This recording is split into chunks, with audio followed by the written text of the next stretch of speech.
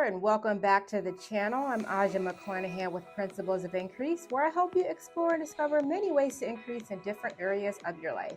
In today's video, I'm going to walk you through how I planned a family-friendly yet unforgettable trip to the northeast side of the island of Puerto Rico that includes outdoor activities, a trip to Old San Juan during a huge music festival, yummy eats, an outing to the biggest mall in the Caribbean, and more. Stay tuned to see how everything worked out and how you too can plan a wallet-friendly mini vacation in Puerto Rico that is fun for the whole family. As you know, I'm a huge fan of slow travel, and since I've been on the island for the last year and a half, I've seen plenty here and still have so much more to go. But if you can book an extended stay, you'll find that you can experience vacations within vacations or mini vacations that allow you to discover many different aspects of the island's culture, landscape, and attractions. Puerto Rico, though small in size, is packed with incredible destinations that feel worlds apart, yet are just a short drive from each other. At only 100 miles long and 35 miles wide, it's possible to traverse the island from east to west in approximately 2 or 3 hours by car. Driving from the north to the south typically takes less than 2 hours, depending on your starting point and, of course, traffic.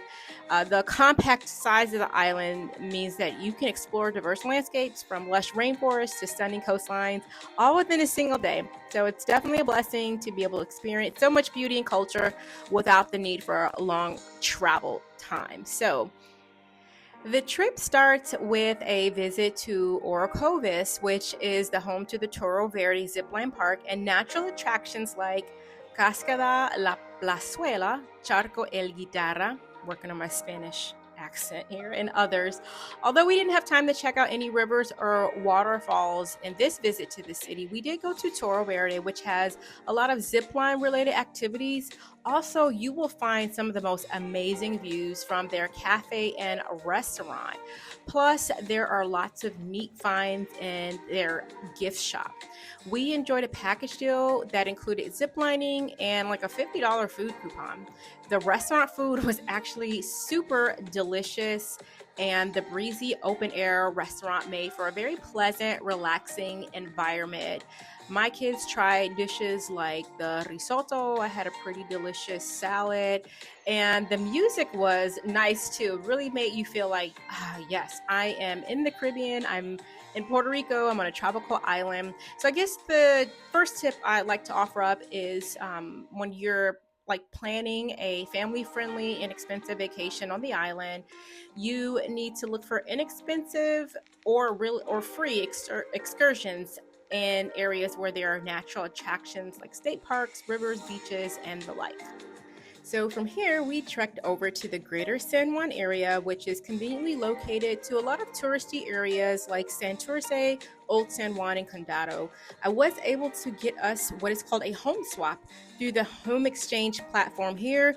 You can see that we had a large, spacious, and clean home to accommodate our family of 3 for just $120 cleaning fee.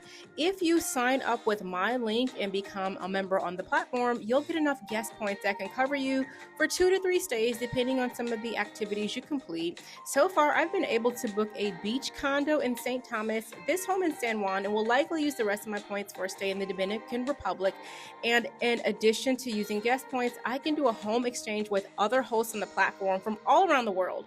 So many of the home exchange hosts are actually Airbnb, VRBO, or like short-term rental hosts, so the level of cleanliness and professionalism is very similar.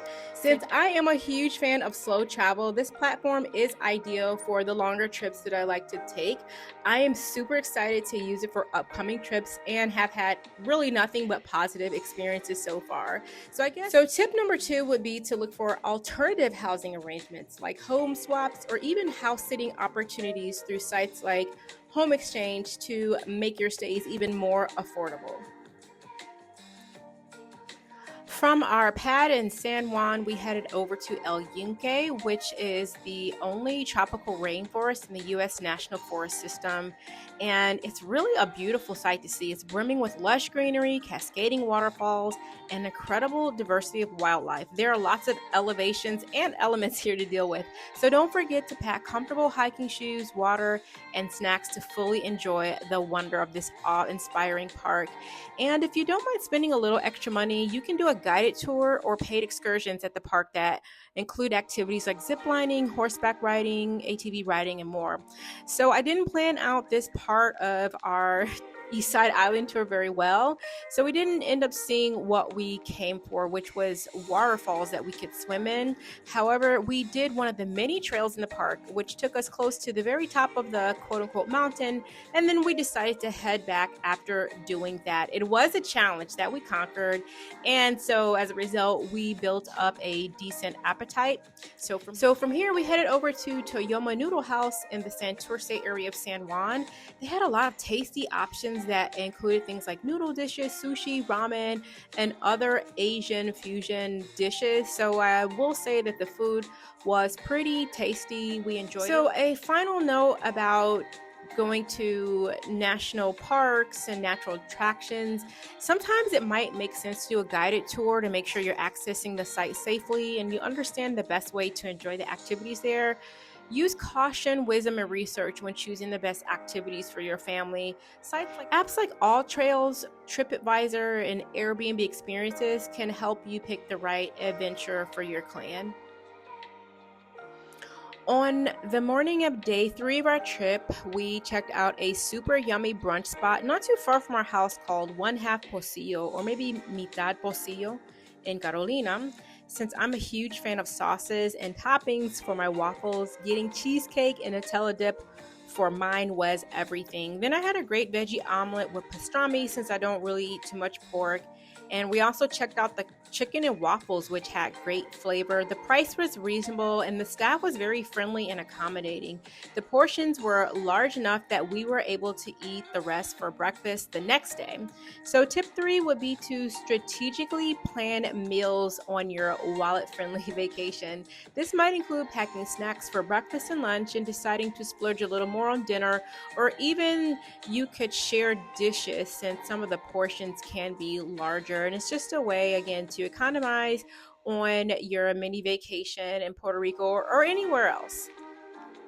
Later that day, we parked in the Condado area, which, by the way, is a great centrally located zone for easy access to Old San Juan and other attractions in the area. You can get around here with Uber and an electric scooter if you don't want to bother with renting a car. From Condado, we headed into the island's largest music festival called the Fiestas de la Calle San Sebastián, often referred to as Sanse, which is one of the island's most vibrant and beloved festivals held each January in Old San Juan. This multi-day celebration fills the historic cobblestone streets with music, dancing, and colorful parades.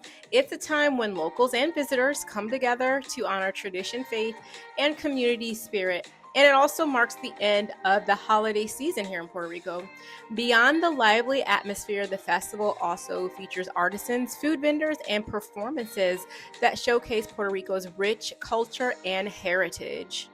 So FYI, if you ever plan to go to Sanse, you should also plan to walk a ton. And since I didn't research the transportation options, that's exactly what we did. I now understand that there were plenty of free buses at different sites around the city, from like train stations and even malls, things like that.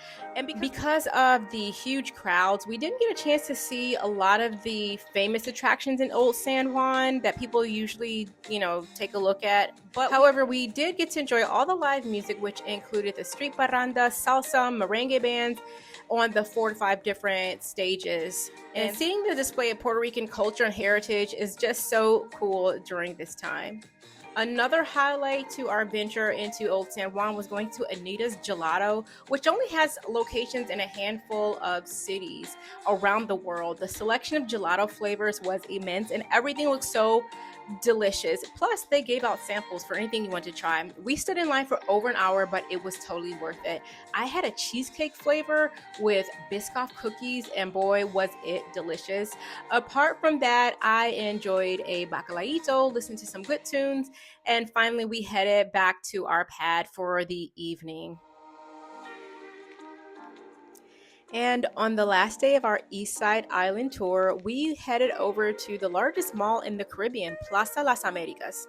This mall is actually a vibrant cultural hub that's clean, comfortable, and has many of the stores you'd expect in a modern shopping center. So, of course, you can get tons of shopping done, plus, there's entertainment and local businesses boasting over 300 stores at this property. The mall actually opened in 1968 and it has grown into a landmark destination featuring everything from high-end boutiques to local artisan shops and a variety of restaurants. A fun fact is that it includes a movie theater and art exhibits, making it a favorite spot for both visitors and locals to explore and enjoy. So the thing that made this particular mall visit exciting was that I purchased Plaza Las Americas gift cards and the ziplining experience for the girls around Christmas. And I presented everything as an experience gift on, the day of Christmas. I added a save the date card and told them to pack their bags and be ready for a trip to the east side of the island in a few weeks. So tip number 4 would be to gift a trip as an experience. So this means that you can plan a lot out well ahead of time, and that would include things like activities and even your expenses, which can make the trip feel more organized, less stressful, and better planned, which ultimately makes for a more enjoyable experience. So that's all I have for you in this video. I hope you enjoyed these tips and a little bit of a sneak peek into our experience as a family exploring the east side of the island, the beautiful island of Puerto Rico.